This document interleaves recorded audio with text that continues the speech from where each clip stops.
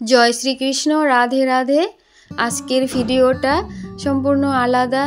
আজকে একাদশী করছি আমি, তাই একাদশীর দিনে এই আলু দিয়ে পকোড়া বানাবো আর ওটাই তোমাদের সঙ্গে শেয়ার করছি। এখানে কিছু পরিমাণ আলু রয়েছে আর এখানে রয়েছে কাঁচা লঙ্কা, আর এখানটাতে আমি প্রেসার কুকার নিয়ে নিয়েছি। এখন আলুগুলোকে আমি এই প্রেসার কুকার মধ্যে সিদ্ধ করে নেব। এখন আমি আলুগুলোকে সেদ্ধ বসিয়ে দিয়েছি। এখন আমার আলুটা সেদ্ধ হয়ে গেছে আর আমি এটাকে মেখেও নিয়েছি। আর এর মধ্যে দিয়ে দিচ্ছি চেরা কাঁচা লঙ্কা। এই কাঁচা লঙ্কাটা যে পরিমাণ ঝাল খেতে পারো সেই পরিমাণ দেবে। আমি একটু বেশি ঝাল খেতে পছন্দ করি, তাই আমি এই আলু মাখার মধ্যে লঙ্কার পরিমাণটাও একটু বেশি করেই নিয়ে নিয়েছি। এটা হলো বার্লিক আর এটা হলো ব্ল্যাক সল্ট বা বিট নুন। আর এই একাদশীর দিনে এই বিট নুনটাই ব্যবহার করে থাকি খাবারের সাথে। এখন আমি নুনটাকে পরিমাণ মতো নিয়ে নিচ্ছি। তোমরা যারা যারা একাদশী করো একটা কমেন্ট করে জানিও। এখন আমি বার্লিকটাকে পরিমাণ মতো নিয়ে নিচ্ছি। আর এই বার্লিক ছাড়া পকোড়াটা হবে না। প্রথমে আমি 1 প্যাকেট পুরোটাই নিয়ে নিয়েছি আর এখান থেকে আমি হাফ প্যাকেট নিয়ে নিচ্ছি।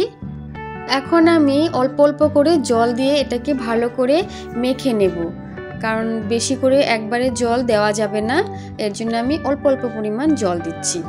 এটা বেশি নরম হয়ে গেলে আবার পকোড়াটা ভালো হবে না, তাই যাতে এটা শক্ত হয় মাখাটা, আমি সেরকম করে সুন্দর করে মেখে নিয়েছি।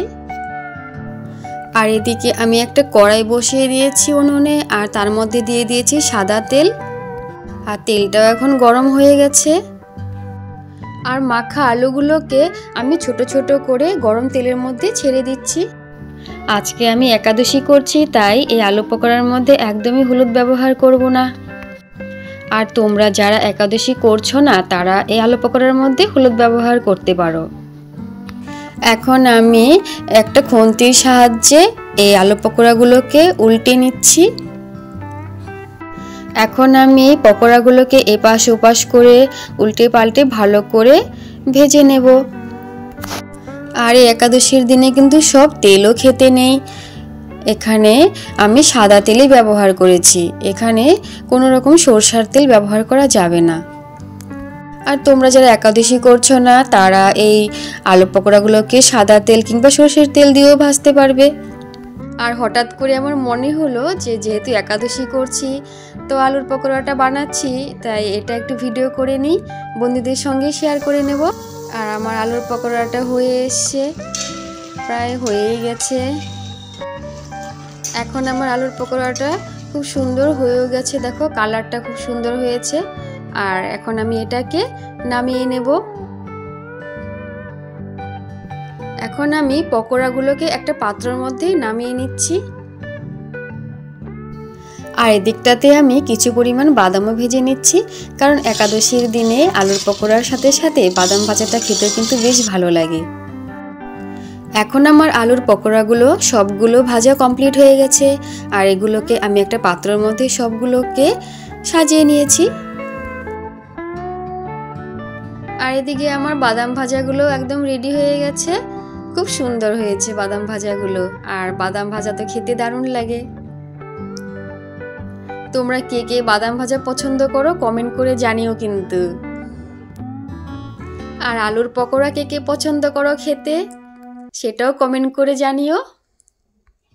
আর তোমরা যারা একাদশী করো তোমরাও এভাবে আলুর পকোড়া বানিয়ে করে খেয়ে দেখবে। এই একাদশীর দিনে কিন্তু আলুর পকোড়া খেতে দারুণ লাগে। এখন আমি একটা প্লেটের মধ্যে এই আলু পকোড়াগুলোকে সাজিয়ে নিয়েছি, আর তার সাথে রয়েছে বাদাম ভাজা আর একটা নিরামিষ সবজি। এই সবজিটাও কিন্তু আমি হলুদ ছাড়াই করেছি, যেহেতু আমি একাদশী করছি তাই। আর আমার ভিডিওটা তোমাদের কাছে কেমন লেগেছে একটু কমেন্ট করে জানিও। সবাই ভালো থেকো, সুস্থ থেকো, টাটা, হরে কৃষ্ণ, রাধে রাধে।